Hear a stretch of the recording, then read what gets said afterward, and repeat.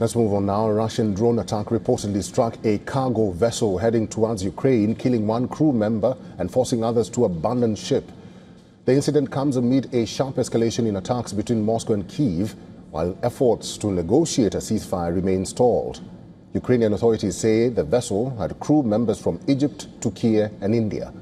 Ukraine's Deputy Prime Minister Oleksiy Kuleba said that the Russian drone strike set fire to the Panama-flagged cargo vessel Victress as it sailed towards Ukraine.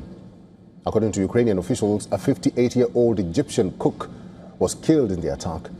8 crew members, including citizens of Turkey and India, escaped on a life raft after the vessel suffered severe damage and was left unable to continue its voyage. Ukraine's Navy reported a large fire aboard the cargo ship and accused Russia of endangering civilian maritime traffic in the Black Sea. Kuleba also claimed that 2 additional vessels sailing under the flags of Palau and Belize were targeted, though no casualties were reported in those incidents. Meanwhile, Russian attacks elsewhere in Ukraine reportedly killed 2 civilians.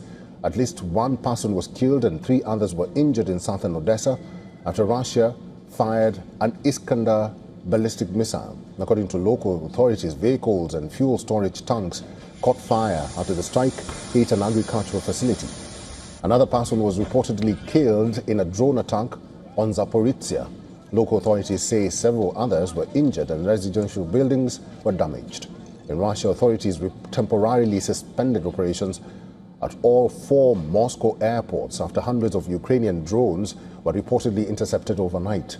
Russia's defense ministry says its air defenses destroyed over 300 Ukrainian drones across the country. Earlier, 4 people were killed and fuel sales were suspended in Russian-occupied Crimea after a massive Ukrainian barrage hit the Black Sea Peninsula.